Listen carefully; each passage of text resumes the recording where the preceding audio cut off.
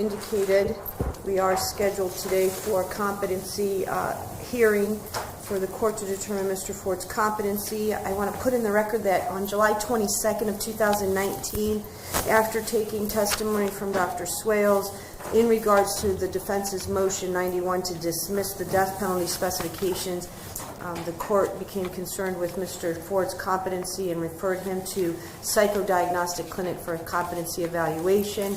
Dr. Archangela Wood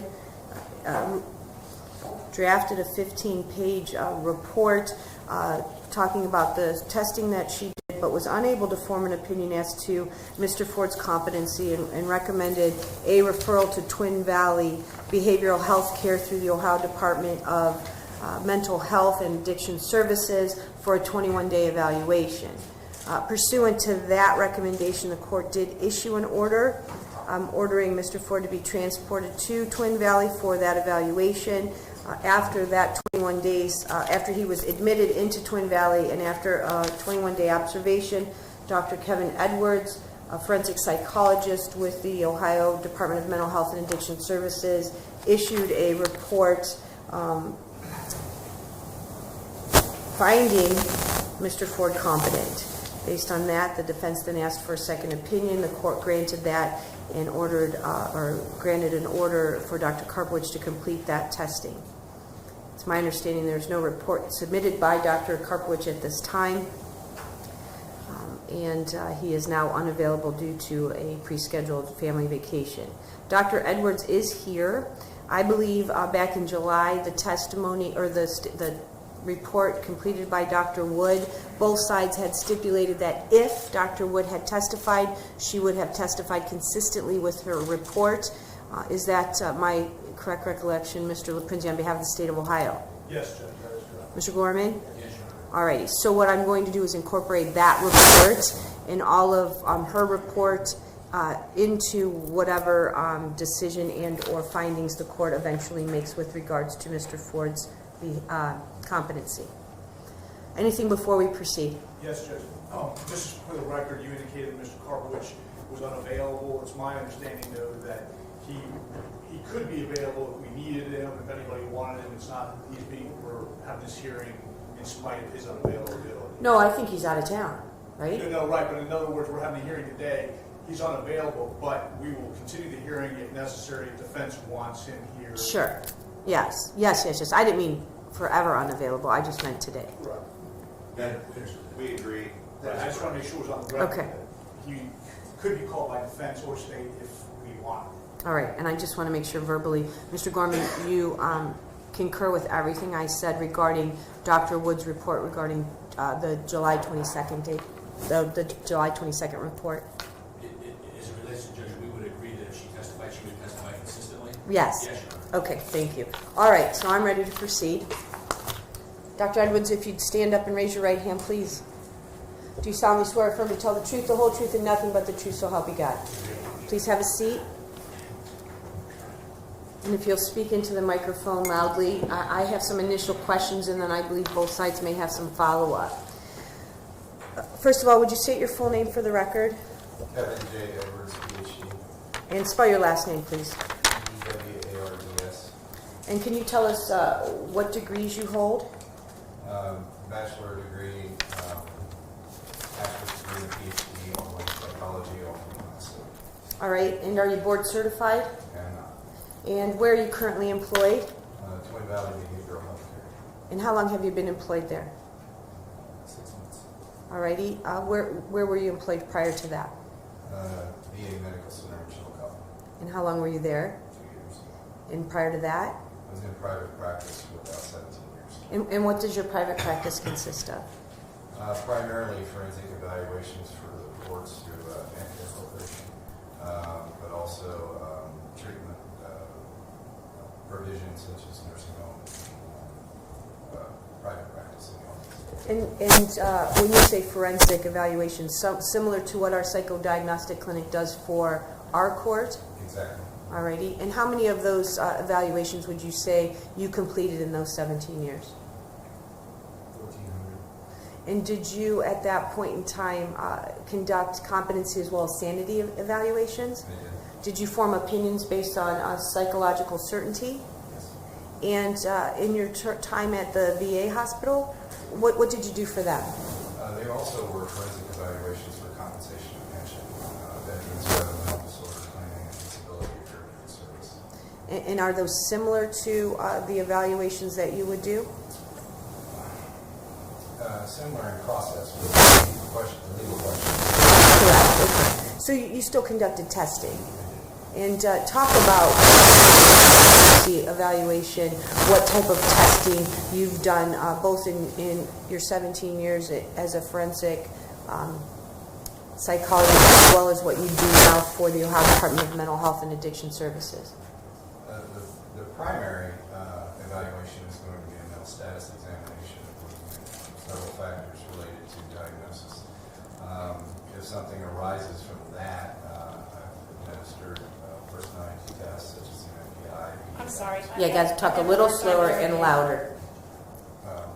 I've administered personality testing such as the MMPI-2, MMPI-2RF, PAI, intelligence testing such as the WACE, memory testing, the Wechsler, and memory testing such as the description of reported symptoms and the test of memory molecular. And all of those testings, those tests are done or conducted in the manner that your area of expertise or your area of practice calls upon. Yes, it is. And tell me how you conduct those tests. Informed consent is the first step, and then follow the instructions as dictated by the individual test, and administer the components of the test. So when you are presented with a person to evaluate for competency, what types of testing do you do? Most often, none is required, but if an issue arises during the testing, I have a question that I cannot answer, then I will use the testing. All right. So what types of questioning do you do in a standard competency evaluation? The current mental status is the first part, diagnostically looking at mood, affect, cognition, psychomotor behavior, psychotic type symptoms, and assessing whether those are present. And so before we get on to Mr. Ford specifically, that's what you did when you worked for the various courts in private practice, but also can you tell us your responsibilities and duties in your current position with the Department of Mental Health and Addiction Services? Currently, I have a dual role. I do both assessment for competency to stand trial and not guilty by reason of insanity, and also provide treatment in the Moritz Forensic Unit treatment group and individual therapy. Alrighty. And that's a full-time position for you? Alrighty. Any objection with regards to Dr. Edwards' qualifications on behalf of the state? No, Your Honor. Mr. Gorman or Mr. Riley? In general, Your Honor? In general, at this point in time. No. All right, moving on, Dr. Edwards, to the evaluation that you conducted with regards to my order of Stanley Ford. Tell us the process for which Mr. Ford was presented to the hospital at Twin Valley, and then what you did in preparation for your report that the court received on, that's dated, September 13th, 2019. Mr. Ford was admitted to the Moritz Unit on August 23rd, 2019. During that time of his stay, he was not there for treatment purposes, but he was observed and screened for any problems he may have by activity therapy, social work, psychology, and psychiatry. And I reviewed all those records in completing this report. I also I met with Mr. Ford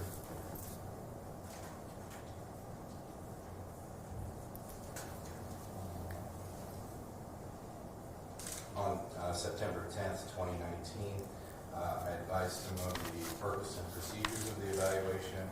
I explained to him that confidentiality was, there were significant limits on confidentiality because this was a court order. Advised him of his right to consult counsel. That I would prepare copies to be given to the court and shared with both parties. He was able to summarize this and explain it back to me in an adequate manner and agreed to participate in the assessment. As I said, I reviewed records from Summit County Common Police Court, Twin Valley, and Psychodiagnostic Clinic, as well as the Summit County Jail. I got a background history regarding Mr. Ford, his family history, early childhood and adolescent development, adult relationships, educational and vocational history, occupational history, military history, medical history, mental health history, substance abuse history, and criminal history. Were those histories provided by Mr. Ford? They were, and they were compared with what was in the record as well. Thank you. Go ahead. Then what did you do? As I said, I reviewed the records that I listed and his course of treatment at Twin Valley. In brief, all of the providers who had observed Mr. Ford during his stay did not find any significant symptoms of a mental illness or cognitive disorder. What providers would those be? By name or? No, position. Psychiatry, psychology, social work, activity therapy. And those are all people who are employed at Twin Valley? Yes, Would they have completed records with regards to their observations? they did. And you reviewed those documents in preparing your, first in reviewing them prior to your evaluation, but also in presenting or preparing your report? Yes, Okay. Did you bring those with you today? I did. Okay, thank you. Go ahead. What else did you do? In meeting with Mr. Ford, I saw him for about 2 hours and 15 minutes on the 10th of September. I conducted a mental status examination that was rather unremarkable, and then assessed his capacity to understand the nature and objectives of the legal proceedings and his capacity to assist in his defense. Would you say that meeting with the defendant of 2+ hours is standard with regards to your when you complete a competency evaluation? It's dependent on the mental status of the defendant. If they're very good or very bad, it can be much shorter, but 2 to 3 hours is average. Okay, thank you. So tell me, during that evaluation, what happened? The mental status evaluation? Yes. He was cooperative with the examination. He listened to the informed consent. He responded to everything I asked him to do. I provided a personal history. I did not find any problems with language. His speech was not pressured or rapid, as might be in bipolar. He did not present any delusional material during that assessment. We discussed his interpretation of the evidence, police statements, and some concerns about his attorneys, the judge and the prosecutor.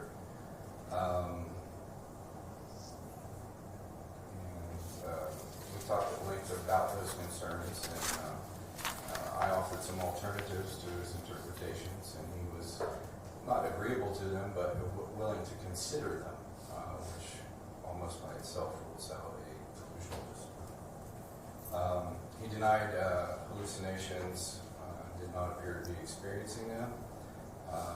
He denied ever being diagnosed with a serious mental illness, citing that sometimes he's had anxiety and depression and been treated for that in the past. I had excellent eye contact. He was alert and oriented in all spheres. His mood and affect were euthymic or normal, happy.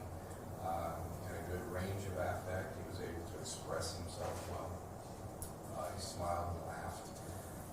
He had reported that he had adequate appetite, energy, and sleep was stable. There were no symptoms of depression such as helplessness, hopelessness, or worthlessness. And he denied suicidal and homicidal intent. His vocabulary, fund of general knowledge, ability to abstract when talking was consistent with his academic achievement. And I had the impression that he functioned much higher than his IQ was measured. Prior testing had found that to be a full scale of 76, which is in the, for the test, that would be low average. For diagnostic purposes, it would be borderline intellectual function. All of the memory tasks that were needed for this exam performed well. I did not find any memory problems. So based on all of that, then you proceed to the ultimate, inquiry as to his current mental state? Or does that then, everything you've just described, get you to the point where you're satisfied that his current mental state is not delusional and or suffering from any type of mental disease or defect? Correct. And so from there you then proceed to the ultimate legal questions regarding capacity to understand the proceedings against him and his ability to assist his defense? I do. All right, so let's talk about capacity to understand the legal proceedings against him. What does that inquiry entail? And then tell us what you did with regards to Mr. Ford. The ability to understand the nature and the objective of the legal proceedings is several questions about the court, charges, legal processes, factual information, and thus it's mostly definitional. He knew the name of the charges against him, the definitions of those charges, that they are felonies. He knew the type of felony for the charges. I had to provide some education about the sentences on a couple of charges, the attached sentence to that felony. He was able to describe concurrent versus consecutive sentencing and correctly chose that concurrent would be a preferred option if he had that choice. He reported the basic roles and responsibilities of the courtroom personnel, such as the judge being the person in charge, and that the judge is like a moderator or referee, providing the sentence as well. He knew that the judge is not supposed to be on either side, but listen to the evidence. He said the jury listens to both sides and determines guilt or innocence, and that whether the judge or jury is making the decision about innocence or guilt, that decision is based on the evidence that is presented by each side. He said the defense attorney's job is to rebut the prosecution by showing other evidence or challenging theirs. The prosecutor works for the state, and the prosecutor's role is to prosecute the case to the fullest with the evidence they have. When asked if he should interact with the prosecutor without an attorney present, he said that he would not do that because I might say something that they would use against me. He was able to describe what the process of testifying entails. He identified and defined all 4 plea options: guilty, not guilty, no contest, and not guilty by reason of insanity. I had to provide some education about the NGRI plea, but he was able to recall that afterwards. He gave a good definition of a plea agreement, saying that both sides come to an agreement where the prosecutor drops certain charges and the defendant pleads guilty to those that are left. The prosecution gets a conviction, the defense gets a lesser sentence. He did not know the rights that are given up in a plea agreement, but as I began to explain them, he said that he was able to recall them then, and it said right to trial and right to appeal. I had to assist him in defining what an appeal was, which he later recalled adequately. The other piece of ability to understand the nature and objectives is This has been the factual piece. Now there's also a rational piece. Can you work with this material? And Mr. Ford said that regarding testimony, he would decide how to do that by taking the advice of his attorney. He wants to testify and likely will assert that right. He explained that the reason he thought he would have to testify was because this is the only way the jury would understand that he is innocent and be able to refute the evidence that is against him. He was able to describe the difference between a direct examination and cross-examination, saying that his attorney would have direct and will ask questions to show problems with the evidence and to support his innocence. The prosecutor will cross-examine and ask questions to trick me up with facts that I'm prepared to be tricked when you tell the truth.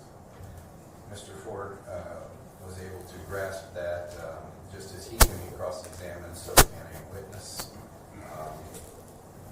and that he could bring inaccuracies or differences in a witness's testimony to his attorney's attention for that cross-examination.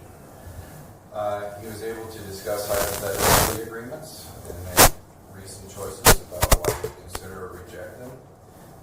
He expressed his understanding of expectations for behavior in the courtroom, including that lying and aggression are not acceptable behavior. He knew that the concerns he had could be relayed to his attorneys rather than standing up in court and saying something directly to the judge or prosecutor or witness. He knew one could get in trouble for that behavior if it happened, and he was able to say that consequences could be another charge or a negative influence of the judge or jury. All right, and then after going over, I want to back up for a couple. There's a couple things that you said he didn't understand, namely, or wasn't aware regarding his appeal rights and his waiver rights. Was that something that was just foreign to him and he had never thought or heard about it, and once explained to him he was able to understand those rights? It was foreign, no. He said he did not know what rights were given up in a plea agreement, and as I started to explain, you give up the right to the trial because you're pleading guilty. He said, yes. Okay, right to trial and appeal. Okay. He didn't do both. All right. And then after talking to him or going through the, the rights and the nature and objective of the legal proceedings, did you then move on to his ability to assist in his defense? I did. And tell me what you did regarding that, requirement. Mr. Ford said that he had met with his attorney several times. He was able to give their names. He said he believed they were good attorneys. They were knowledgeable of the law. He also added that he at times questions their motives and seemed to be rather sensitive to anything that does not, to him, that he does not perceive to be in his best interest. But he said nonetheless he would tell his attorneys everything about the case to aid in finding evidence and witnesses. He also was aware that a witness could be harmful and another witness could be helpful to his case, and evidence similarly could be helpful or not to his case. Mr. Ford reported that he had spent considerable time reading the discovery in his case, and he was quite aware of the evidence and witnesses against him and did not believe that it would be sufficient to convict him. So he was prepared to challenge that. So in summation, you found, based on your evaluations and review of all the information that was provided to you, both by the court, Dr.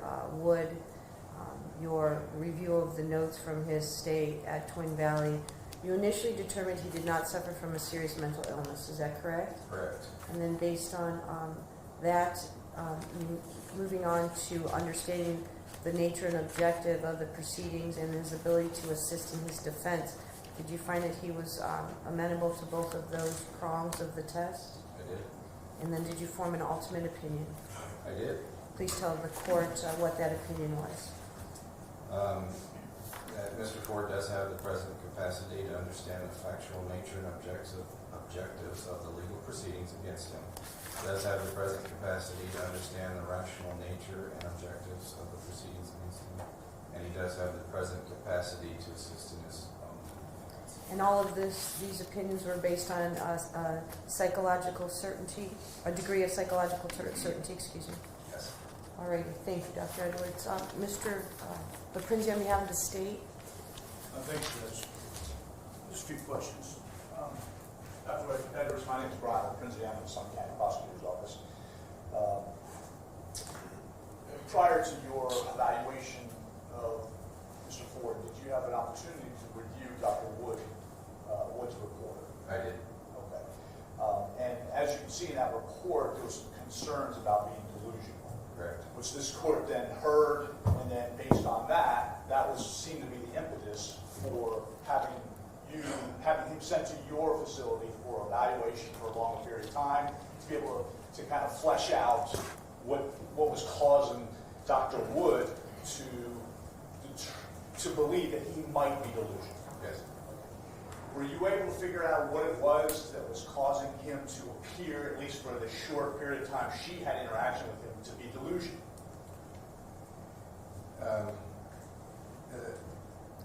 As I noted, we did speak at some length about his concern about his attorneys, law enforcement practices, who all is talking to whom, and whether there are any backdoor deals being made and such. Delusions are fixed false beliefs held in the face of evidence to the contrary. That's a pretty strong belief system. And I did not find that he held that to that degree. Concerns, yes. Problems, perhaps, for his attorneys. But it is not delusional. Does not reach that level of severity. I wish I had the citation and I can find it, but there's research that shows that defendants who go pro se, a large minority, 45%, cite distrust of their attorneys for doing so. So it's a fairly common practice. It's something I've experienced many times in talking with defendants through the years, particularly the angst about having a public defender or something like that. So I did not find it to be outside the pale to reach anything of a delusional nature. All right. So an individual such as Mr. Ford is not that exhibits these type of, not delusions, as you said, but concerns, is not unique to Mr. Ford. Did you find during your evaluation of Mr. Ford that he was self-absorbed? Arrogant? Yes. He knew what he wanted and he was willing to stand for it. And did you find him to be manipulative in that regard? Manipulative? Yes. No. All right. Did you find that he exaggerated in order to convince you of his position?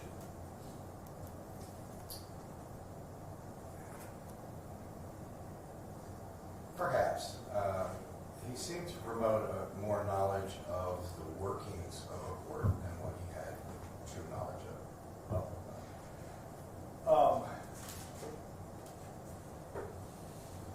Did you,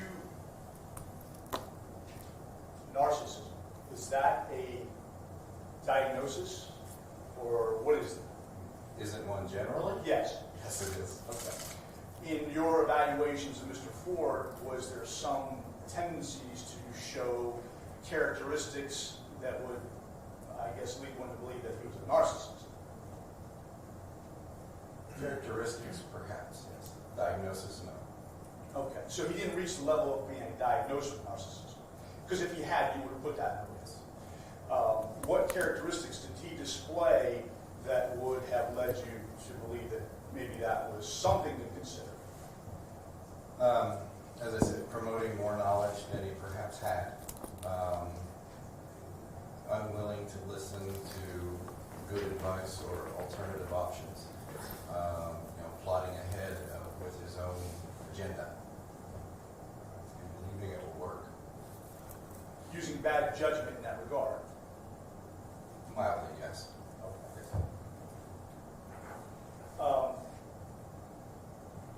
And did he, during your evaluation, how long did you say you were with him? 2 hours and 15 minutes. And during that evaluation, he obviously, I think you indicated, he understood why he was being evaluated and what the purpose of you talking to him was. Yes, he did. Did you find during that 2+ hour period of time that while you were trying to accomplish the goals which you had discussed with him at the beginning and he understood, did you find that he would go off task and try and convince you of things regarding him and his, position or thoughts? Not off task. He would stay within the concept we were talking about, maybe expand it some, not off task. And when he expanded it, did it always expand to him and his issues, or the things that he had issues with? Yes. And did you feel that was to convince you that he was right about those issues? Yes. He was trying to convince you during that whole process that there was something wrong with his attorney, something wrong with the prosecutors, and something wrong with the judge. I'm sorry. Yes. Okay. And that was in spite of any evidence that you had that there was any problems with any one of those categories. Correct. Would you say that during your 2+ hours that would have been the focus of most of his answers once he answered the actual question? It did not creep over into the other aspects. When we got to the portion about assisting, that's when it would be highlighted. But it didn't bother how to testify in that part. Okay. And then, I think one just last area here. You had indicated in your report, under the substance abuse history, that he had denied alcohol or drug use for several decades. But you then indicated in your report that was contrary to records, records which indicate he used substances within the past 2 years. Correct. Okay. And did you take that to be just an outright lie by him? Did you take it to be a mistake? Did you take it to be an exaggeration in order to make himself look better? I didn't take it to be a lie. Perhaps an exaggeration or not thinking it mattered. Okay. Or, well, and I guess, would that be kind of the thing that you were talking about where he might have exaggerated a little bit, like with his knowledge? He's trying to impress you that he knows more than you think he does. Yes, but in this case it would be minimized, not exaggerated. Right. But he was minimizing in order to make himself look better to you. Possible. Just like he was trying to show you how much more he knew about the system to look better to you. Possible.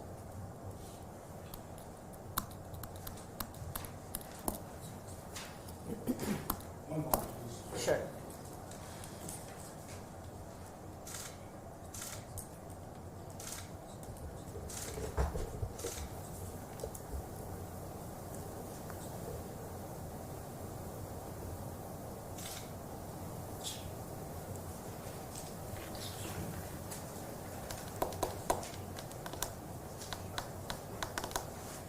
Doctor, you had it in your report on top of page 5.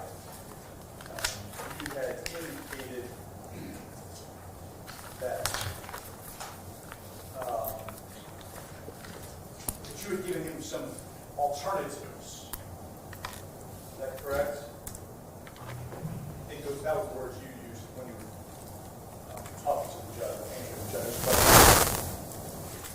Top of page 5. Yeah, I believe it's top of page 5. Executive deficits related to frontal lobe function. You had, and let me clarify that. It doesn't say alternatives here.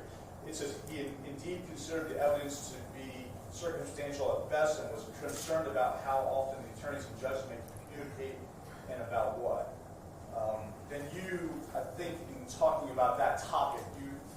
Judge, that you had given him alternatives, and then he seemed to kind of come around. Yes. What were those alternatives? That's general. For example, when he talked about wondering why you guys all talk so much, you were not plotting, but you were going against him, didn't have his best interest in heart by doing so. I said, well, is it possible that there's strategy involved? Is it possible your attorney's getting evidence? Is it possible your attorneys are making a plea deal? Because, yeah, but I don't think so. He could consider it. A delusion would not consider that.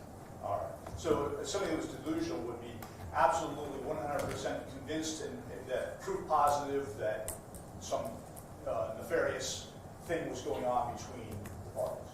Yeah, a common response would be, you can believe that, but I won't. Okay. And he did not do that.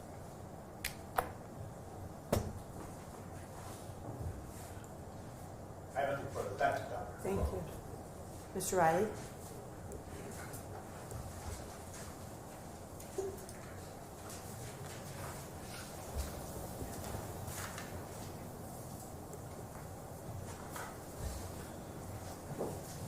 Dr. Edwards, I'm going to jump around, and I apologize for that. So if I confuse you, you let me know, and I'll try to get back where I started. Is that fair? Yes, sir. Last thing you talked about was that you provided other examples to Mr. Ford when he raised concerns about what possibly could be going on with the judge between the prosecutor and lawyers, correct? Yes. And you provided him possible options, correct? Yes. You didn't think to ask him, well, Stanley, can you think of other things that they might be talking about that are neutral or not against your interests? Did you ask him anything like that? No, I did not.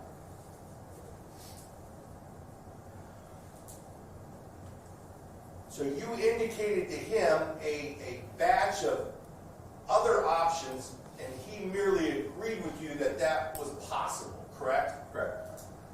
You would agree with me, even for someone who is delusional, there's a difference between saying I understand versus acting like you understand.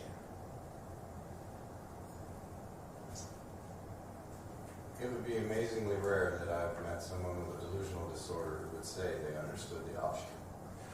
You have, in the course of your career, I'm going to guess, had interactions with thousands of mentally ill people, correct? Yes, sir. And of those thousands of mentally ill people that you've had interaction with, I'm also going to guess that there's a large portion of them who feel that there's nothing wrong with them, correct? Correct. That's called lack of insight, correct? Yes, sir. And simply because a person lacks insight doesn't necessarily mean that they're free of any mental defect or illness, correct? Correct.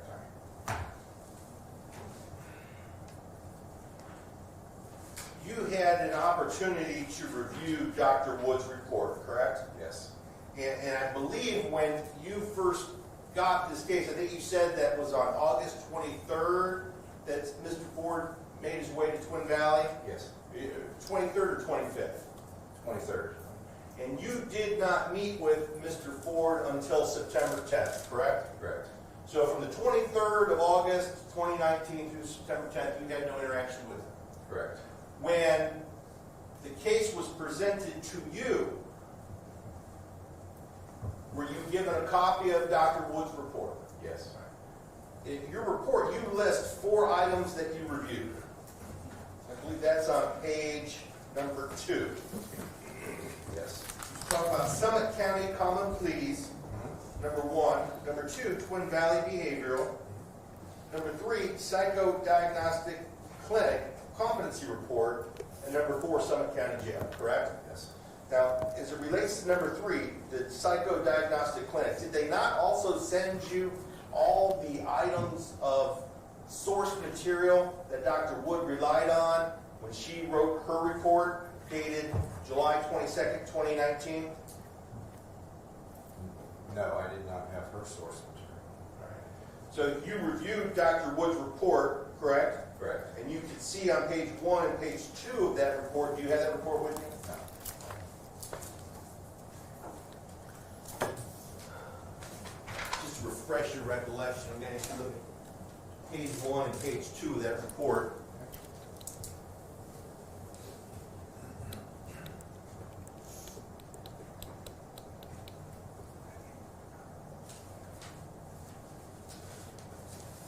You agree with me that in her report, she lists a great number of items that she relied on in generating her opinion, correct? Yes, 10 of them. And the 10th item is items that were provided by defense counsel, which include copies of motions that Mr. Ford filed himself, reports from Dr. Swales regarding the neuropsychological testing, Social Security disability records, treatment records from Dr. Anil Parikh, MD, psychiatry, records from Akron General Medical Center dating back to 1992, Ohio Department of Youth Service records, Summit County Juvenile Court records, Ohio State University Medical Center records, court transcripts, reference articles, and House Bill 136. Right? Yes. You didn't review any of that information, did you? No.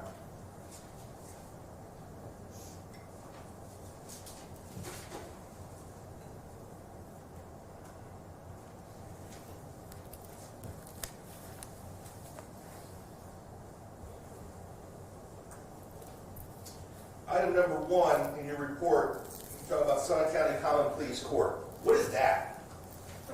The entry for the evaluation, primarily. I can't recall what else was in there. We get a small packet that comes from the court. You get a small packet from the court which contain, I'm assuming, the court's order to have you do this evaluation, correct? Yes. Anything else? Sometimes we'll get like the indictment, NAFTA records may be in there as well. Do you recall if you got the indictment in this case? I know I did. I'm not sure it was from the court or if our legal assurance office gave it to me. I did. So you did review the indictment in this court, Yes. in this case? Yes. Summit County Jail records, what records are those? NAFTA. What is that? Contract. No, Summit County Jail Mental Health, page 4. All right. And what documents were those? How big of a packet was that? Several pages. Several pages? It wasn't a stack about 12 inches tall? No. You aware that his record at the Summit County Jail is a stack about 12 inches tall? Are you aware of that? No. Do you think that would have assisted you in your evaluation of Mr. Ford? Of course, it's always possible.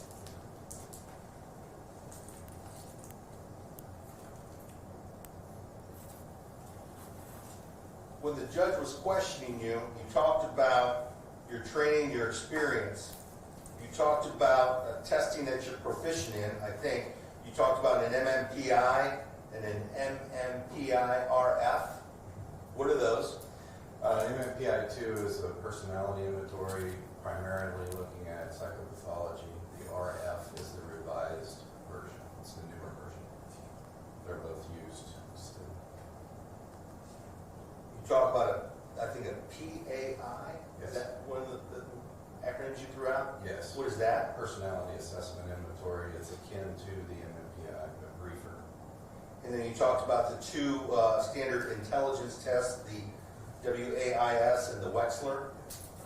And to be fair, you didn't perform any of those diagnostic tools with Mr. Ford, correct? Correct. There are additional diagnostic tools that are available to you as a forensic psychologist when it comes to competency. Isn't that fair? Yes. I think one of them is called the MacArthur. Is that correct? Yes. And for the record, will you tell the court what the MacArthur is? It's a standardized set of questions related to these topics that then can be stored and used to help determine your opinion about ability to assist and knowledge of the objectives. And I think one of the other tests is called the XCR, Excellent. the evaluation of competency to stand trial, correct? Yes. And those are standardized tools that are used to compare the subject that you're dealing with versus everybody in the collective study to compare against other folks, correct? Yes. And to be fair, no diagnostic tools that were available to determine competency were utilized by you in evaluating Mr. Ford, correct? Correct.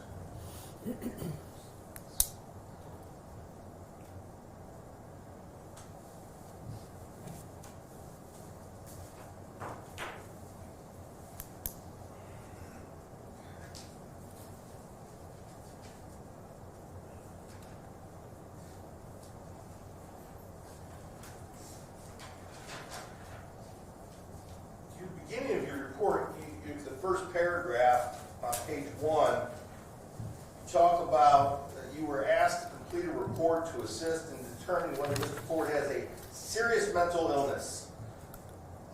Would you agree with me that the revised code does not define serious mental illness? I will. And the revised code simply deals with mental illness? Yes? Yes. And that when you're dealing with a competency to stand trial based on the revised code, you have to look to the revised code to determine whether the mental illness is present? Yeah, in 5122? Yeah. Yes. And 5122 doesn't define serious mental illness, correct? Correct. So it would seem to me, right from the start, you're holding Mr. Ford to a higher standard by including the word serious rather than what the law defines as just mental illness. Is that fair? It's fair.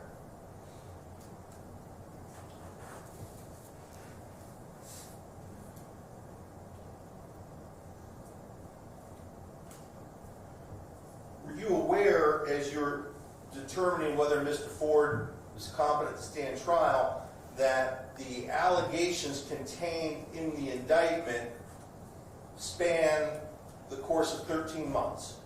Were you aware of that? Please repeat. That the allegations contained in this indictment, the allegation that you're tasked with determining whether Stanley is competent to stand trial against, Yes. spanned the course of 13 months, weren't isolated to one specific day. Correct. Were you aware of that? Yes. Because your report only mentions one specific day. The second paragraph, last sentence, it says, all these events were alleged to have occurred on or about May 15th of 2017.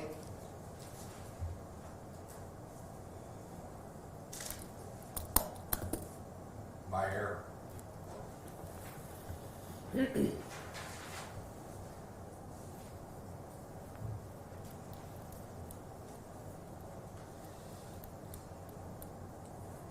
When you talk to the judge about the history that was provided to you, that the majority of that came from Mr. Ford, correct?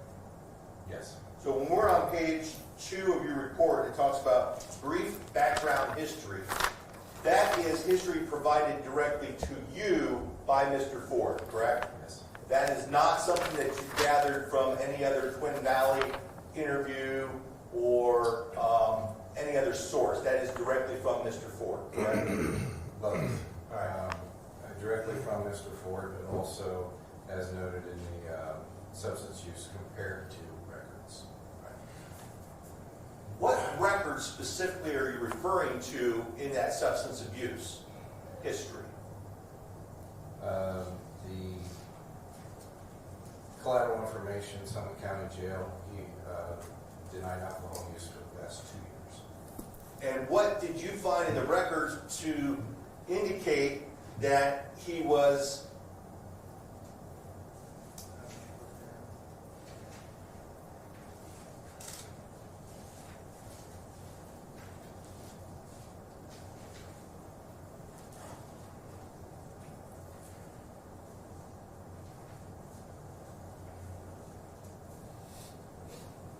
Looking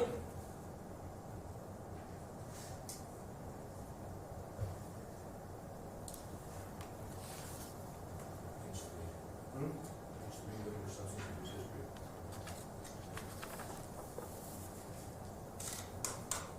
So the records indicate he used substances within the past 2 years. What records indicate that he used substances within the last 2 years of your interview with him? Right below that, the Summit County Jail records. You're indicating that he used substances while in the Summit County Jail? No, he told them he had denied, at that time, he denied alcohol use for 2 years prior. Okay, so Mr. Ford told the jail that he had not used alcohol 2 years prior to the date that he was being interviewed by the jail. Correct. And you found nothing in the record to indicate that wasn't true, correct? Correct. So how does he minimize the magnitude if what he said to the jail is consistent with what the records you found? How's that a minimization?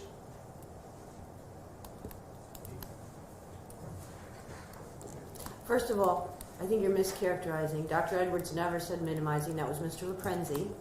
Asking him if that was potentially a minimization to make himself look better. I have not heard Dr. Edwards testify that Mr. Ford has minimized anything.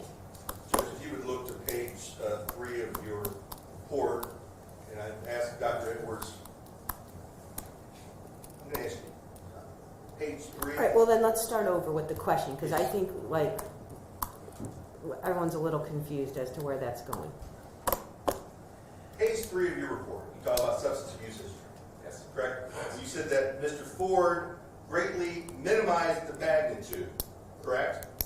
And then in parentheses, after that, you say records indicate he used substances within the past 2 years. Correct. What records are those? From the Summit County Jail.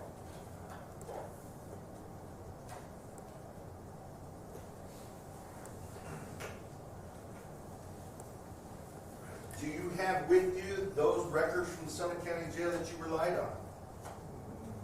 No, I just have Twin Valley records. Intake. Look at the intake. The booking is where I'm going to guess that came from.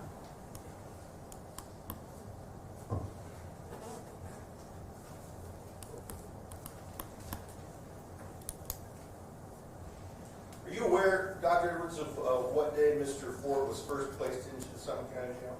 No, sir. Are you aware of what date that intake form was filled out?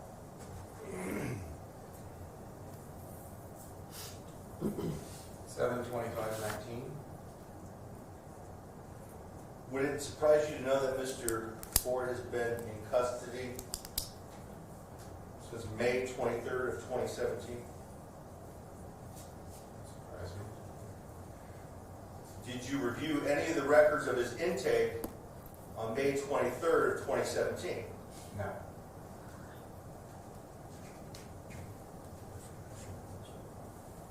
I'm going to ask you to take a look at a certified copy of the intake psychological assessment from the Summit County Jail and ask you to read out loud their impression upon his history provided. Yes. Client, very poor historian due to his recall of past, constantly changing as he spoke with SW social worker. So you would agree with me, at least on May 23rd of 2017, that Mr. Ford wasn't able to provide a consistent and yet reliable history, correct? Yes.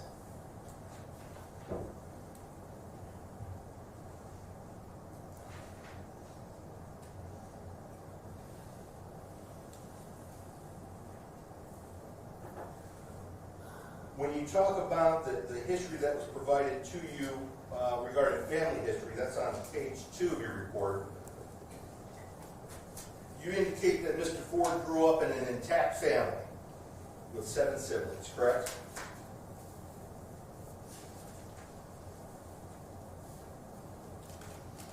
Yes. Fair to say, would you confirm that through any other source document? No. Would it surprise you to learn that Mr. Ford, in fact, did not grow up in an intact family, that his father and mother separated somewhere around the age of 7 years old? Would that surprise you? Yes. And would it surprise you also to learn that Mr. Ford saw his father maybe once for the decade of the 70s? Would that surprise you? Yes. So, those facts being true, would you agree with me that as it relates to the family history, he's not a very good historian, correct? Correct. Not able to relate to you facts in a rational manner?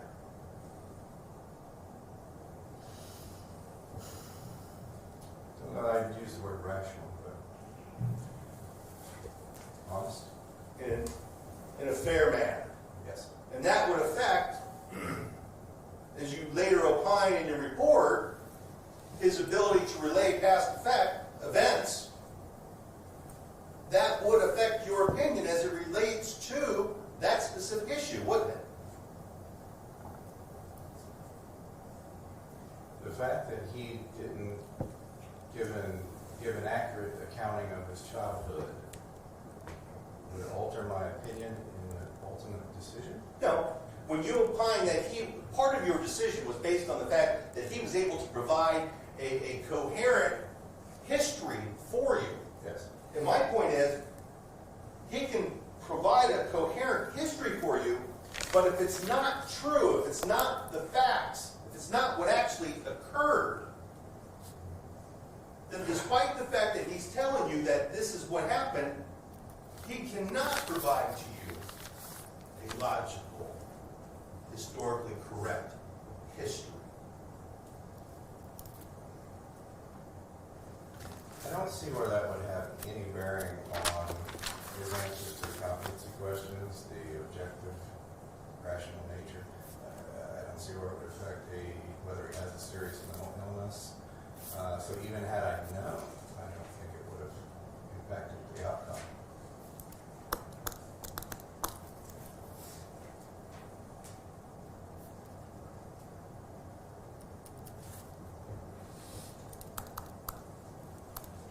Well, your forensic formulation on page 8, part of your opinion, part of the reason why you're saying he's competent, you say his memory for personal history and recent and remote events was quite good.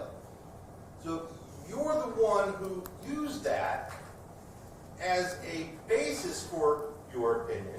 Not the sole basis, but a basis for your opinion. And what I'm asking you is, do you agree with me that that might not be true?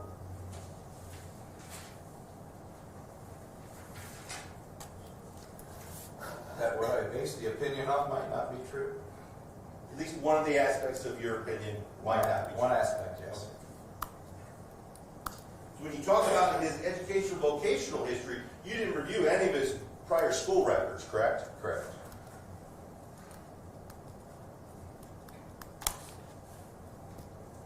You did know that he stopped attending school in 9th grade, correct? Yes. All right. So you don't know what his grades were in 9th grade. No.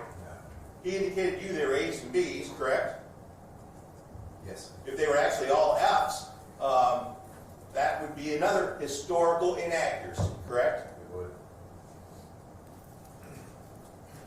When you talk about his occupational history, the bottom of page 2, talk about his Social Security disability. Again, that was information provided to you by Mr. Ford, correct? Yes.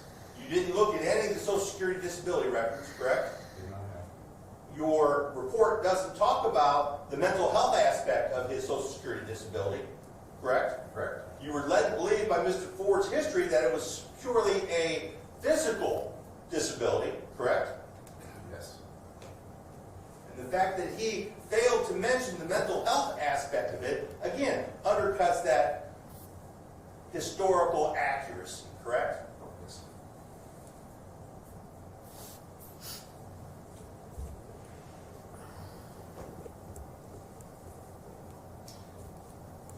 I believe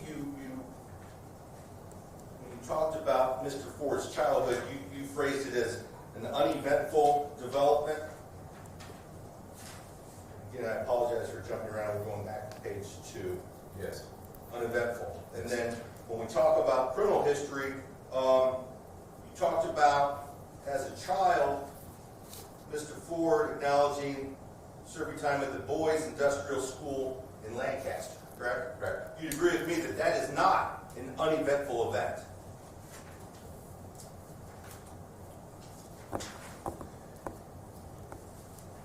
Development was uneventful.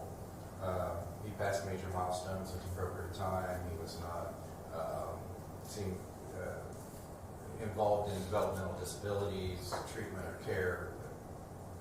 Development cognitively and personally, not events that happen external, like BIS. Developmental milestones. You talk about the adult intimate relationships on page 2. Mm-hmm. You understand that Mr. Ford has a wife, correct, and children. Yes. At any point in time, did you think to talk to them? I did not. No.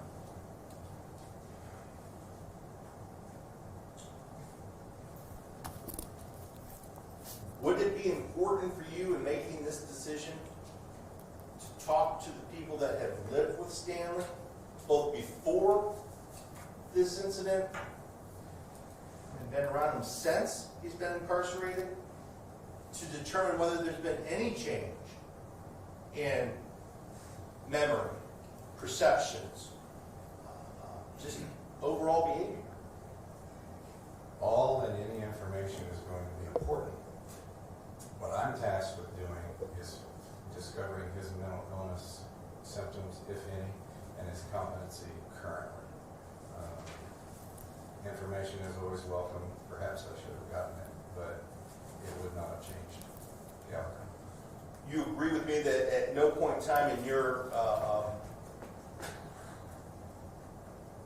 interactions with Mr. Ford compiling this report, did you call me or Mr. Gorman to discuss what issues that we feel are present? I did not. You had the ability to do that, correct? I did. And you chose not to.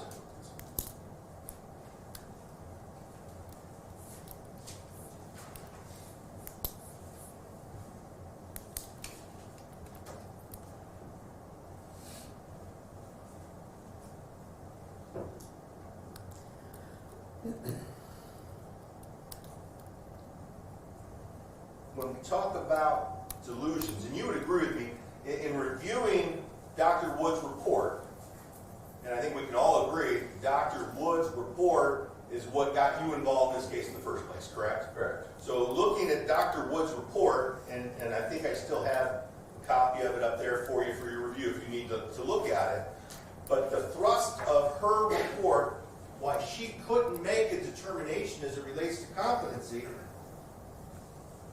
page 15, is she gets right down to it. At the very end, there's a question about delusions. That is the reason why he was sent to Twin Valley for a 20-day observation period, correct? Yes. And during that 20 days, again, you only saw him one time for 2.5 hours, correct? Yes. But you would agree with me that a delusional disorder,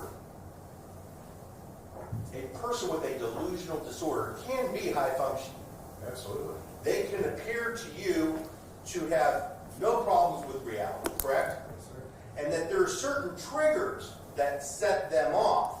And it's only until those triggers are pushed that you realize there's something else going on here, correct? Triggers being situations with people or events, yes.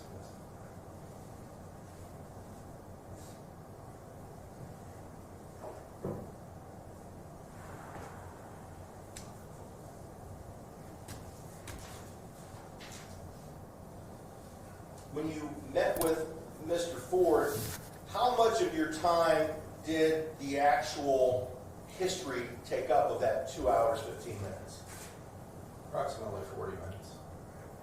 So you're left with then an hour and a half after the history is provided to talk, correct? Yes. And did you take any of your source documents with you when you were interviewing Mr. Ford? No.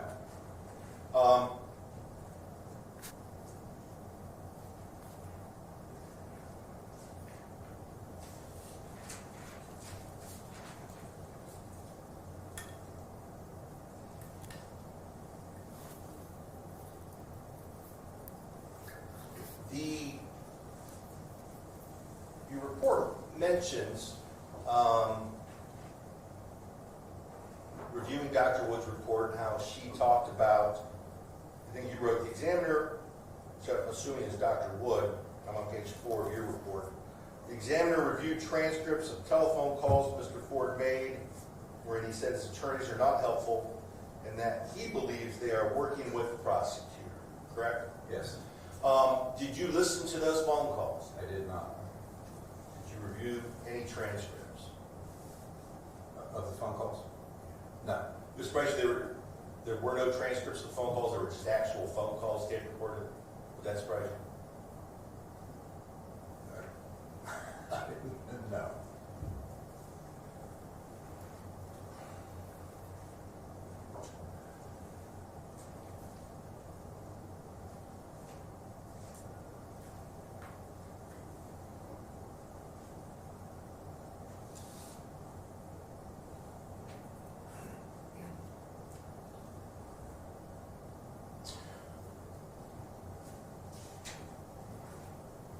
You're familiar with the DSM, correct?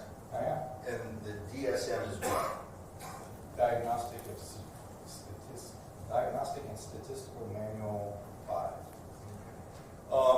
As it relates to delusions, can you agree with me that the DSM indicates that individuals with a delusional disorder may be able to factually describe that others view their beliefs as irrational, but are unable to accept this themselves? Yes. Did you perform any testing on Mr. Ford to determine whether or not he had a delusional disorder? Did not.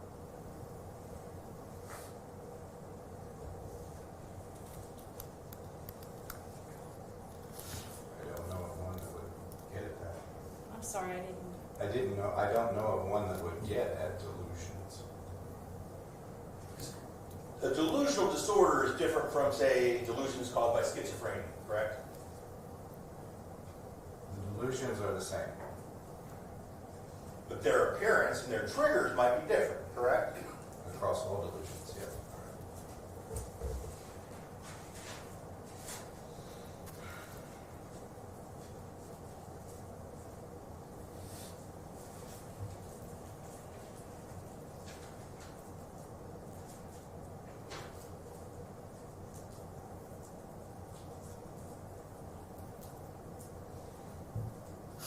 Were you aware from reviewing Dr. Wood's report that Mr. Ford had filed several what we call pro se motions, or motions that he filed himself, handwritten through the court? Were you aware of that from reviewing? Yes. Were you aware that the judge indicated to Mr. Ford that he should not do that, that if there's a motion to be filed, his lawyer should do that? No. You weren't aware, you weren't provided that transcript? No.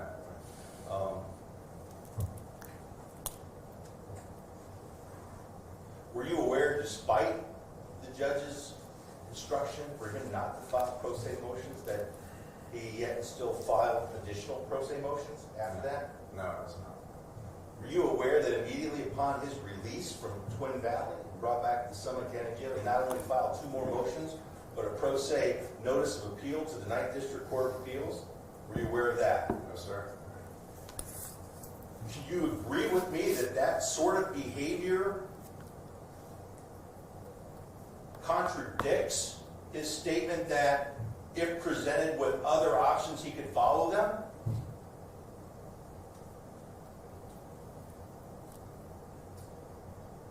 The world is full of poor insight and judgment, but I don't think it's delusional.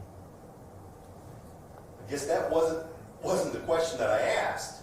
The question I asked is, you said he can take in information. Yes. And he's open to change.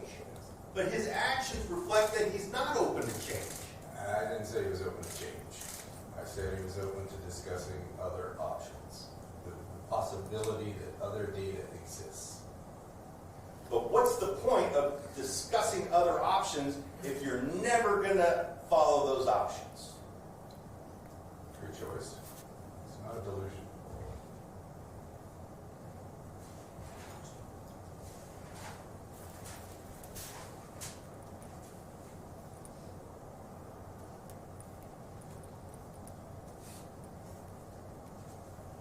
So you indicated that it appeared to you in your interview with Mr. Ford that he exaggerated some things. He didn't manipulate, but he exaggerated. This is the line of question Mr. Competency asked you, correct? Yes. And I think you indicated that he wants to promote himself as having more knowledge than he actually has, correct? Yes. Did you read Dr. Swale's report that was referenced in Dr. Wood's No. report? No. Dr. Swales is a neuropsychologist who provided 2 reports for Dr. Woods. And in one of those reports, it's got this whole competency thing rolling from the judge, was Dr. Swales testified that, in fact, that's a big problem for Stanley, that he wants you to believe that he has greater knowledge than he actually has. Yes. Correct? Yes. It's very common with mild intellectual problems, such as the TIA's caused.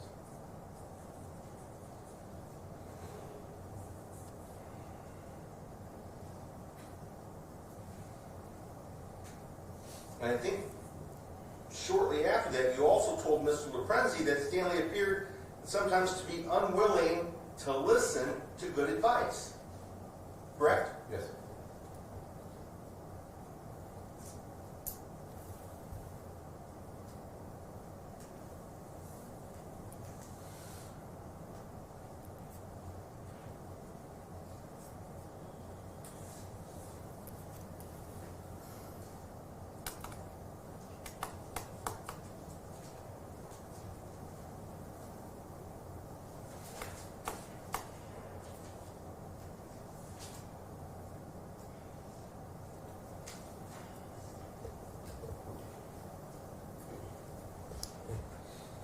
When you wrote in your report that Mr. Ford talked about concerns regarding his attorney, the judge, and the prosecutor, do you remember what those concerns were? The general idea of it was that you all were working against him. How long did you stay on that topic? 10, 15 minutes maybe. It was the topic of issue given Dr. Wood's report, and so I spent some time on it. So you believe that spending 10 minutes on the ultimate issue that you were tasked with doing is appropriate? When there's nothing there, yes.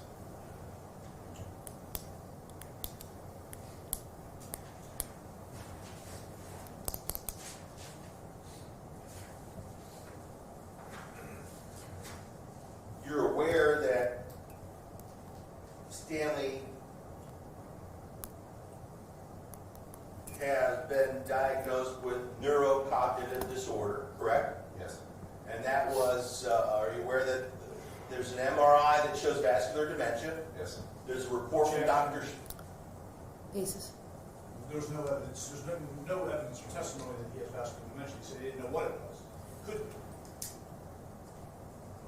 Stricken. Sustained. Rephrase your question, Mr. Riley. You were aware from Twin Valley that at least Twin Valley alone has indicated there's a neurocognitive disorder, correct? Our psychiatrist reviewed brain images that showed deficits and reported he reported the medical side of this, which is the neurocognitive disorder. Which was vascular dementia. You didn't review any of that, correct? I did not, other than the psychiatrist's interpretation.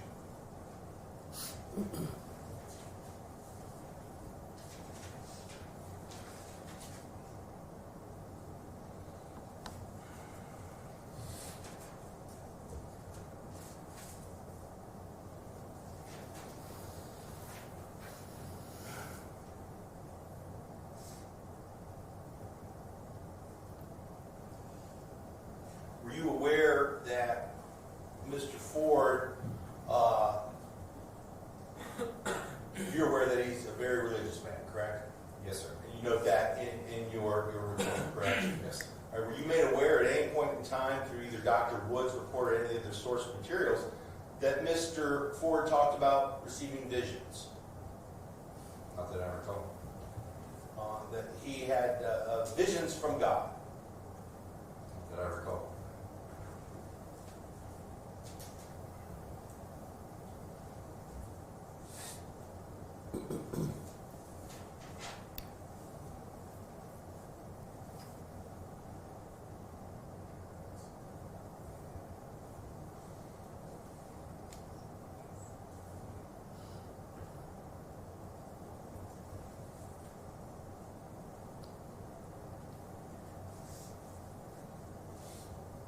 Would you agree with me if that were the case? In your report, you talked about his religious beliefs were nothing outside of the mainstream that you're aware of, correct? Yes. If he did in fact have visions, you would agree with me that that now takes it outside the mainstream, correct? Somewhat. It needs investigating to see what it is. But you were not aware of that, so you didn't do any investigation, correct? Correct.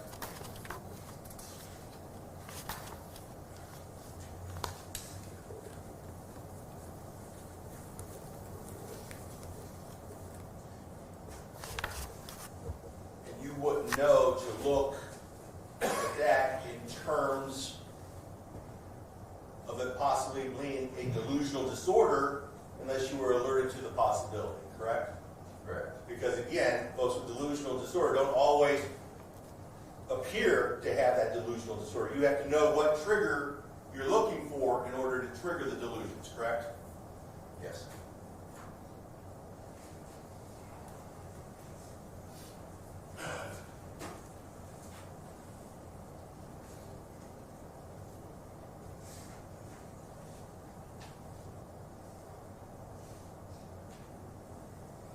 When you talked to Mr. Ford about the role of the judge, he told you, no, she's supposed to be for neither side and listen to the evidence on page 6.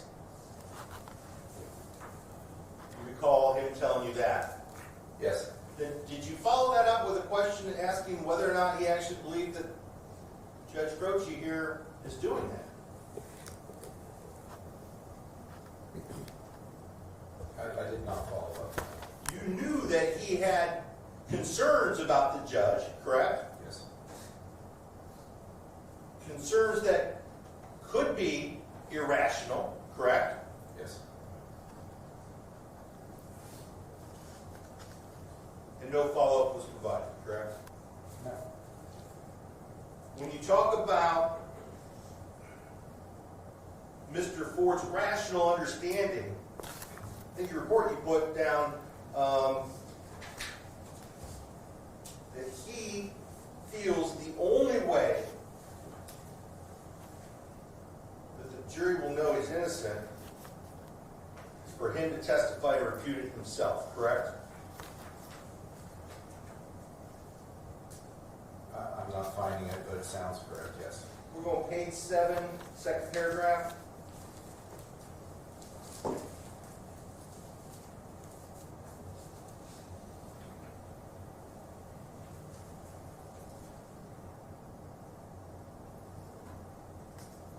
We have different pages. Page 7, the top, the heading is rational understanding.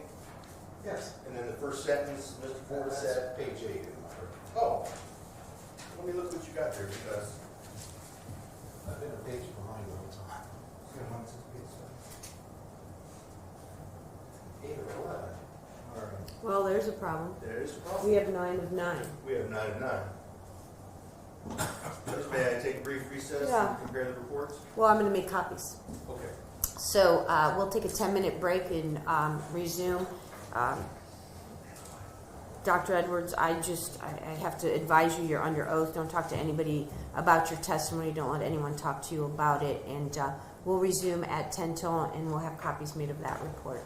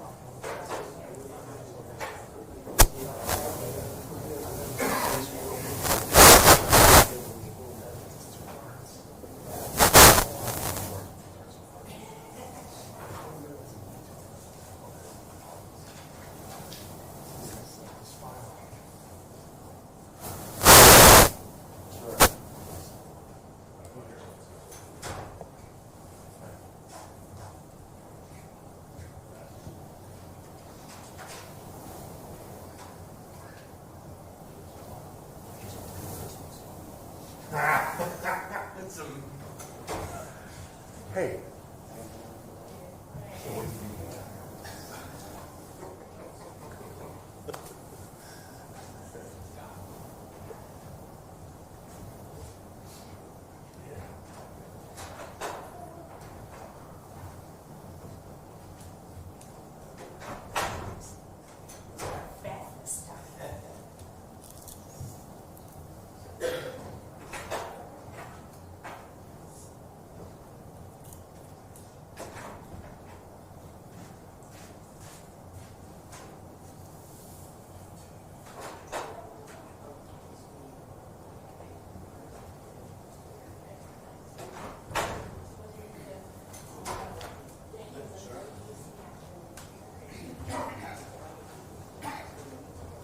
Mr. Riley?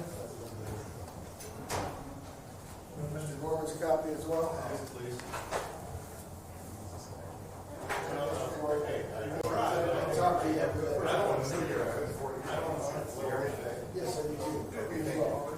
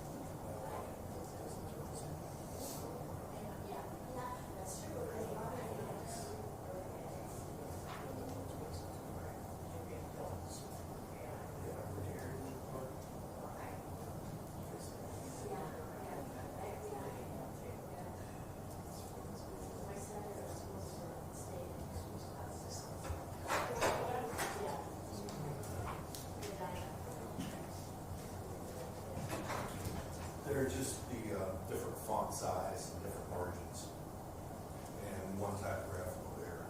Sure. That's all. It's weird because it's correct on this one.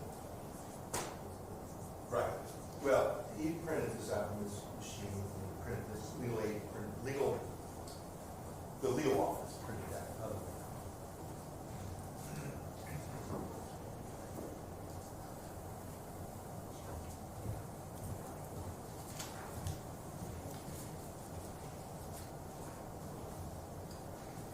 Gotta get it there.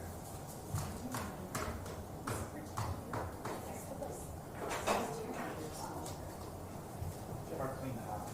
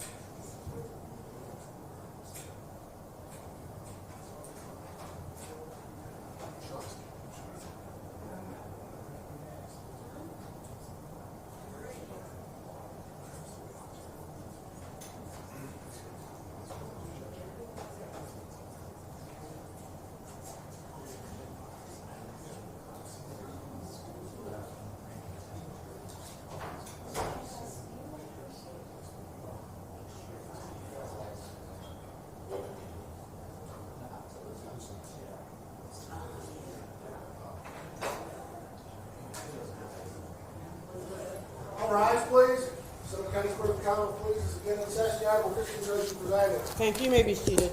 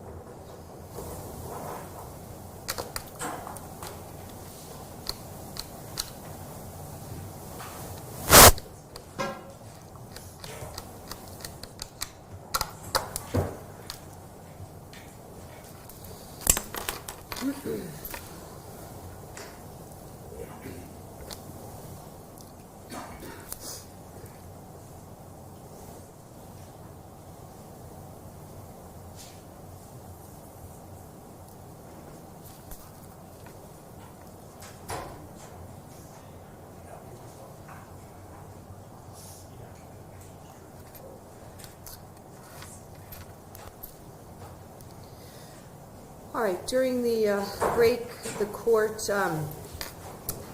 reviewed Dr. Edwards' report compared to the report that the court presented or provided to counsel, and it appears it's the exact same report. It's just was spaced differently with a bigger font, and therefore, instead of it being 9 pages, it was 11 pages. We have provided Dr. Edwards with a copy of what we're all working from so that we're all on the same page. Go ahead, Mr. Riley. If Terry, what was the last question?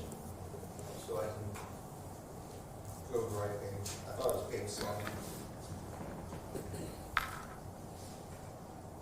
Page 7, the heading is rational understanding.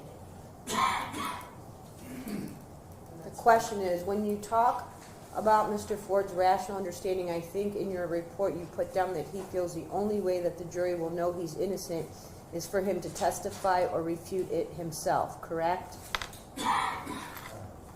So now that you have the actual page 7, Doctor, correct? Yes. All right. Now, that is not a rational understanding of the law, correct?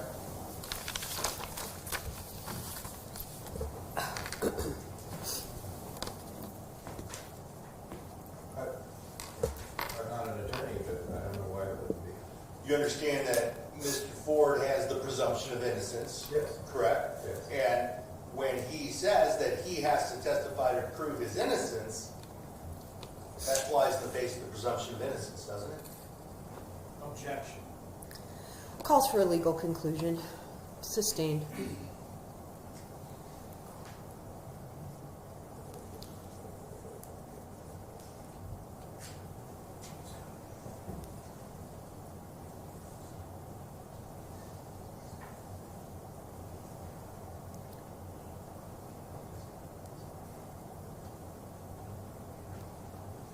Judge, can we approach real quick? Yes.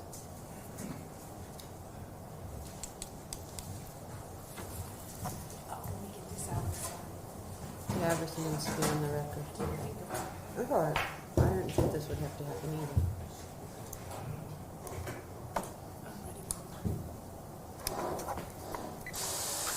All right, we can talk about enough to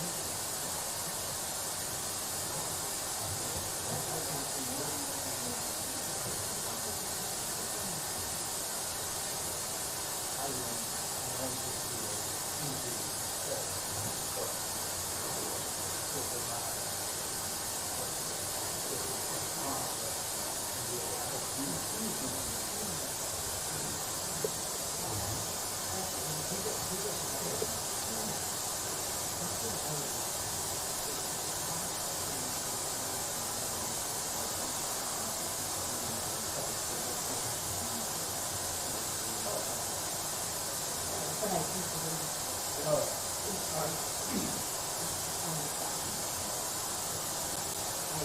know what you're saying, and that's why I was saying that everything you praise is really good. I'm not saying it's off topic or off limits, I'm just saying you gotta be praised on it.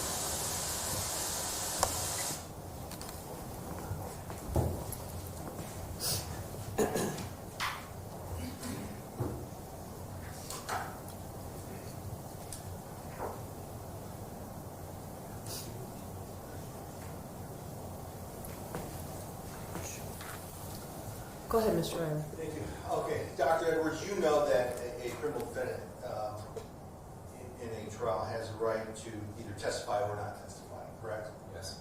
And you also understand that the burden of proof in a criminal trial is always on the defendant, correct? Excuse me, always on the state, correct? Yes. And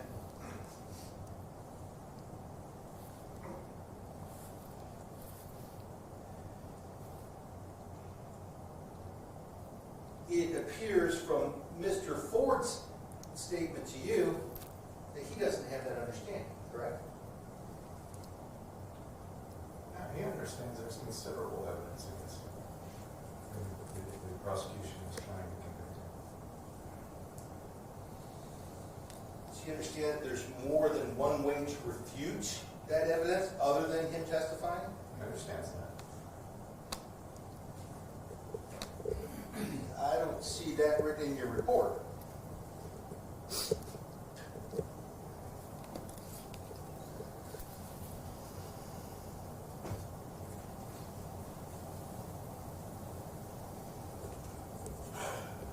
Your report says the only way is by him testifying. That's what he asserted. But Mr. Ford told, page 8 at the top, Mr. Ford told me that he had discovered where the evidence and witnesses against him, and that he's prepared to refute. Would it surprise you to know that he hasn't actually read the discovery, but it's been read to him? He'd surprise me all day, yes.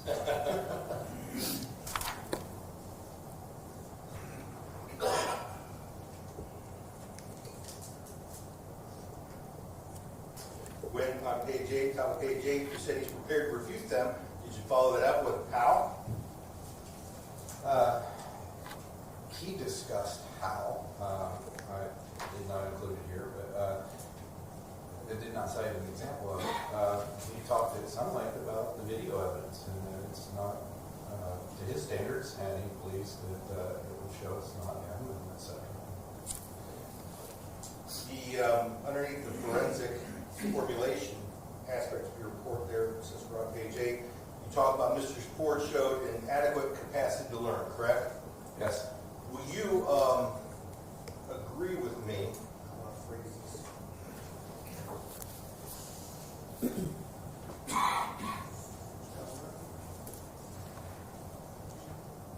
I'm still on page 8. Dr. You said go to the top of page 8, and talk about that, now we're next paragraph down. Adequate capacity to learn. There's a difference between short-term memory and learning, correct? Yes. And to assess that properly, it is better practice to re-interview somebody or talk to somebody again days later to see if in fact the information was learned rather than remembered and forgotten, correct? Optimally, yes. That wasn't done in this case, correct? No, probably I'll say 20-minute time lapse between checking. No tests were performed, no diagnostic testing was performed on Mr. Ford to determine his ability to retain information, correct? Correct. Just a 20-minute window, correct? Correct.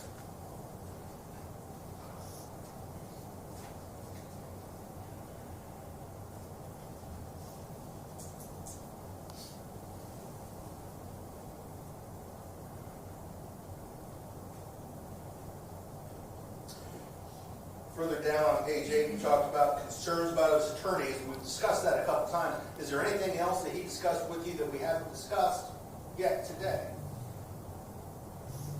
that I recall, no. Next sentence says he attributes some nefarious practices to law enforcement.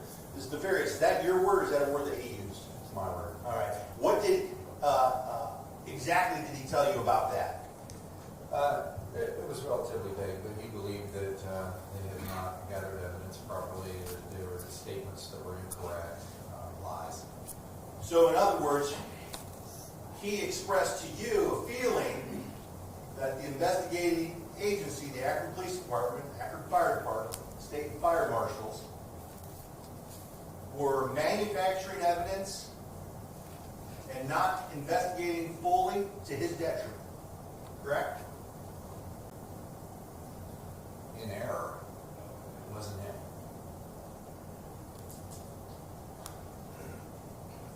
Did you do any tests to check to see whether there's any paranoia with Mr. Ford?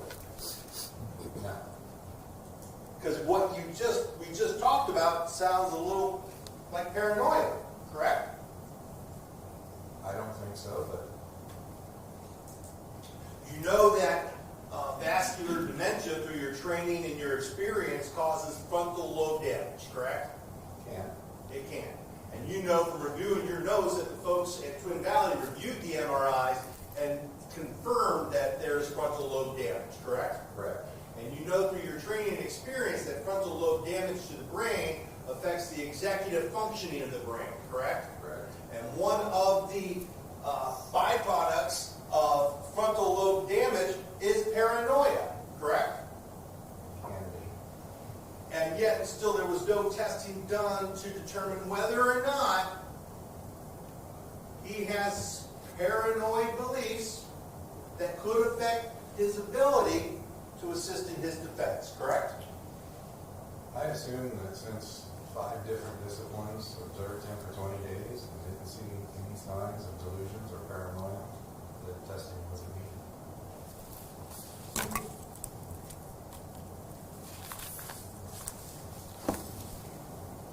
To be fair, in reviewing the records, you met with Mr. Ford for 2 hours. The psychiatrist met with him in 30-minute increments on 4 occasions. Is that what your records reflect? So, So over the course of 20 days, we had an interaction of just over 4 hours? Multidisciplines. no. There's 24-hour observation. The ATs, for example, do hour-long groups several times per week. I don't know if they're included here, but TPWs. They are security in the unit because we're Marines, where it's high risk. They make notes as well. But nursing has 24-hour notes. Did you bring those notes with you? I did.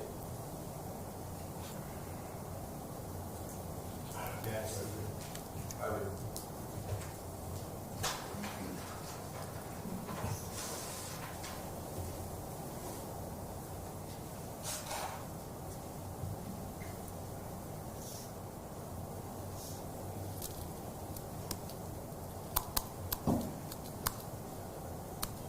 I ordered them to be brought to court pursuant to his report. Correct. I'm going to come back to that. We're going to go to a different topic right now.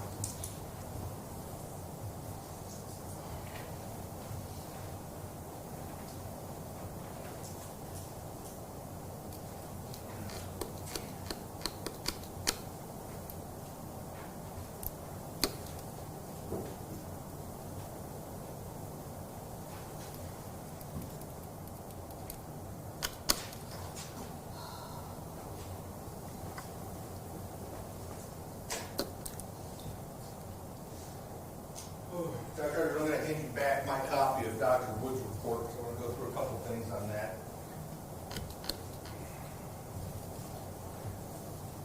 You indicated that you reviewed that report, correct? Yes, sir. That was one of the Hold on a 4 second. Have those medical records copied for on both sides in the court. Thank you. Go ahead, Mr. Riley. Thank you.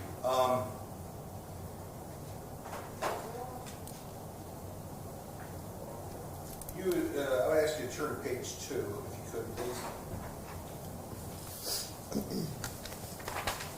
goes back to things we've already talked about, but would you agree with me on page 2 when it talks about background information regarding Stanley Ford? It talks about and contradicts family history that was provided to you by Mr. Ford on September 10th, 2019.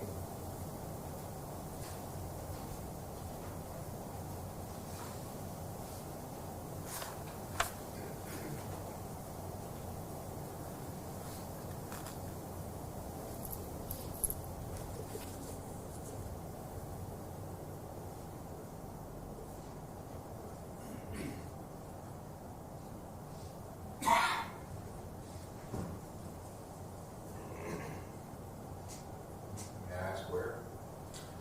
Well, Contradicts.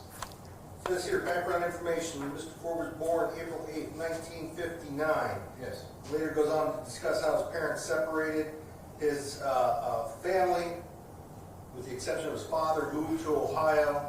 His father remained in Arkansas. Right? Yes, and I have it intact, correct. Right. So that's a contradiction. Yes, correct? yes, yes. All right.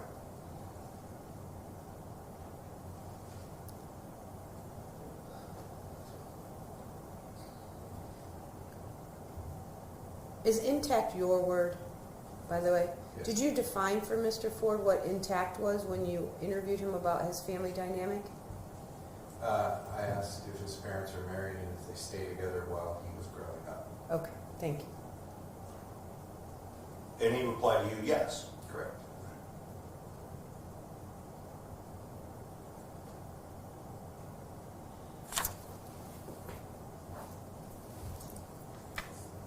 Regarding his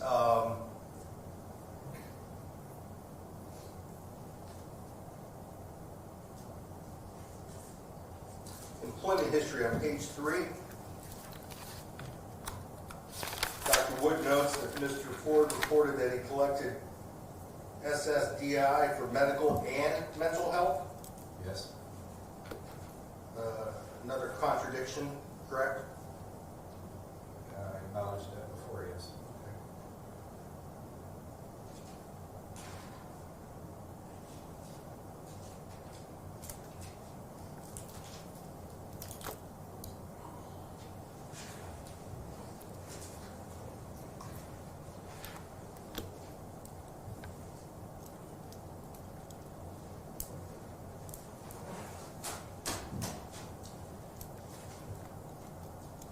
And again, this was a document that you had in your possession and you reviewed, and your report does indicate that those contradictions exist, correct? Correct. The Dr. Wood's report also talks on page 7, gives a summary, essentially, of Dr. Swale's report.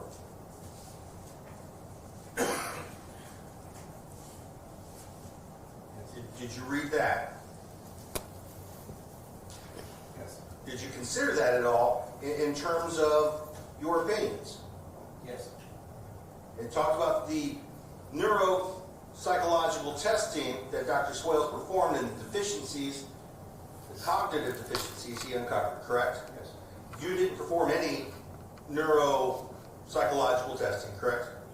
Done. It had been done, and it showed deficits, correct? Yes.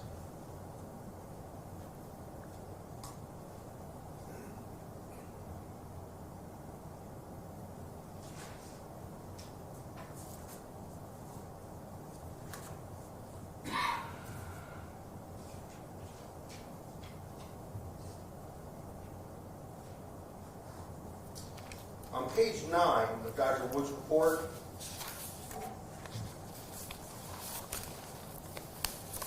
the paragraph that starts with upon inquiry, Yes. Dr. Wood talks about Mr. Ford when specifically asked about his feelings about the judge and the attorneys, became guarded, would not elaborate, and talked about how he believes there's special signals made in the courtroom between the judge and prosecutors to communicate with each other and to have him be brought back to the judge's chamber for discussion about him filing his own motions, correct? Did you ever discuss with him what those special signals were? They did not. Would you agree with me that that is a delusional thought?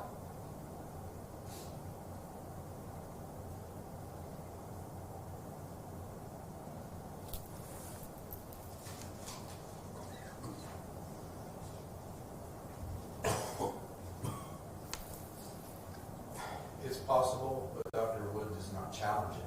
I don't know if it's held, the strength to which it's held, I don't know if it has any psychotic content. I don't know any more about it other than it's a special signal. But yet you didn't do any follow-up on that, correct? Correct. Not on special signals, no.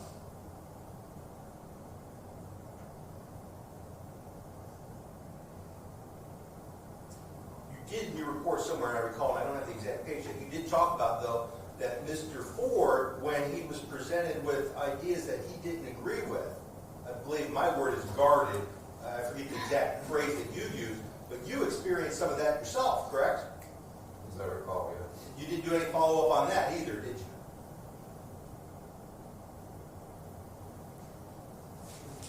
I know where that is.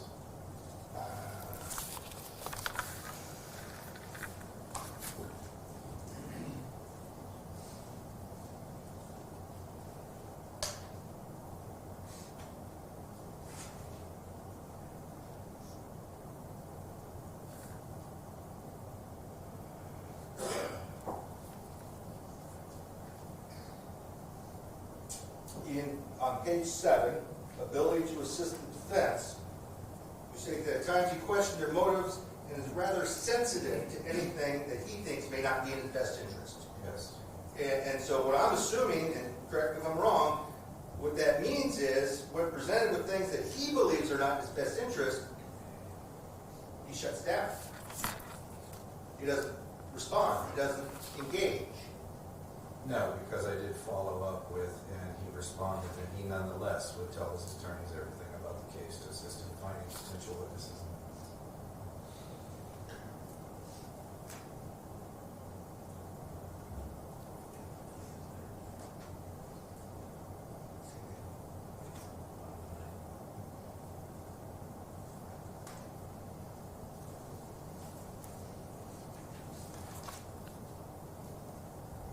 Still on page 9 of Dr. Wood's report, it says collateral information. Yes. You agree with me in the report that it came to Dr. Wood's attention from Mr. Gorman here. Mr. Ford believes that God has come to him and informed him about what has occurred.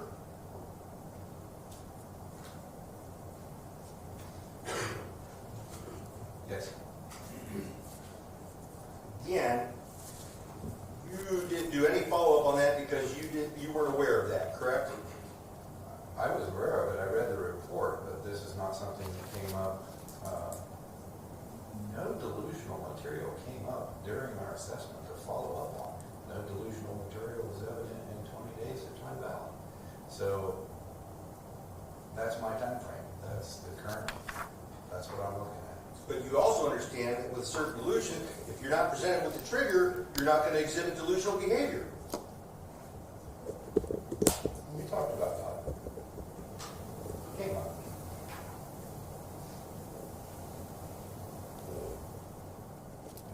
I wrote that. Later in that same paragraph, it was reported to Dr. Wood by myself that Mr. Ford disclosed having visions that God speaks to him. Correct? Yes. You were aware of that and you didn't do any follow-up as it relates to those visions, correct? Directly to those visions? No. Dr. Wood also then says that Mr. Ford stays on one thing to the point that there's concern that he's not listening to what's being said, correct? Yes. That's called perseveration, correct? Yes. And did you do anything in regards to Mr. Ford's perseveration? Perseveration. It did not occur at any time during our evaluation.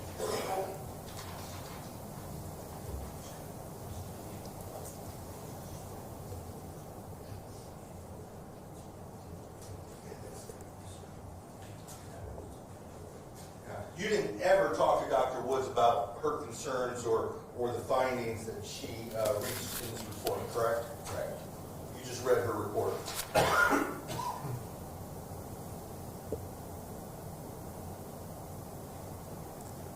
What is confabulation? Most often it occurs within chronic alcoholism, where a person who is aware at some level of memory loss will fill in the blanks and make up stories to appear not to be deficient. To appear smarter than they actually are, correct? One way to say it, yes. And that is something that we've already talked about. You indicated to the prosecutor that Mr. Ford appeared to you to confabulate, correct? Yes. That also, in addition to alcoholism, it's a psychological term, correct? Yes. It is also part of damage to the executive functioning part of the brain, correct? And others, yes.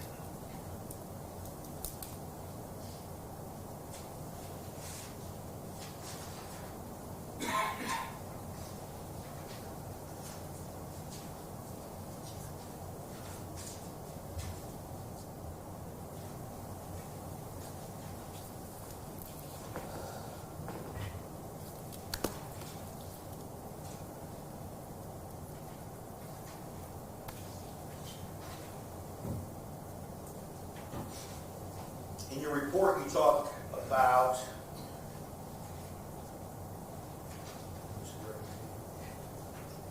on page 6. Well, it starts at the bottom of page 5 and rolls over to page 6. Talks about mental illness and talks about a history of anxiety and depression. Correct? Yes. And you, again, were not presented with, didn't review the same records that Dr. Wood reviewed, where it talked about his Social Security disability, correct? Correct. And again, would you be surprised that anxiety and depression has been something that's going on with Mr. Ford for the last almost 30 years? No, he told me it had been long chronic. Chronic. Okay, but also in your report, you said the records do not contain objective data to support this report. Yes. You didn't look at Dr. Parikh's records, correct? Correct. You didn't look at the Social Security disability records, correct? Correct. And Social Security disability, that's work that you have done before, correct? It is. And that's not a low standard, that's a high standard, correct? Yes. To be disabled, you have to show or present to a treating psychologist that you're unable to be employed in any gainful area nationwide, correct? It is. So it's a high standard. Yes. And you did not look at those reports, correct? Correct. To be fair, objective data is different from subjective data, correct? Oh, certainly. Correct. And that's the point. Your report doesn't have any objective data. It's all subjective interpretation, isn't it? A mental status exam is all objective data. It's observations of behaviors. It's not an opinion. It's what I saw, what I heard.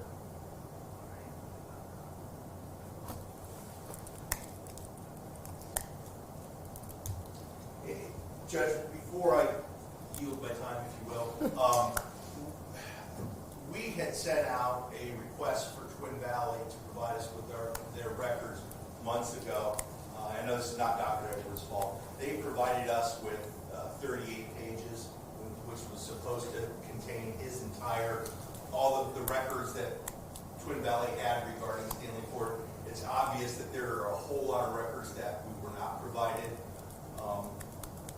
I would like the opportunity to review those to see if there's anything in those records to further this line of examination. Alrighty. How long do you think that will take?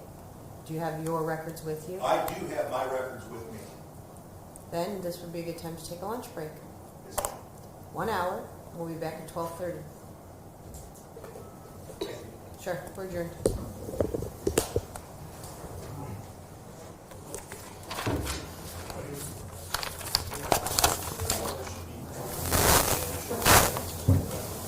So you're free to go about your business. There's a cafeteria downstairs in the basement. You want to grab something to eat? And then we'll be back at 12:30.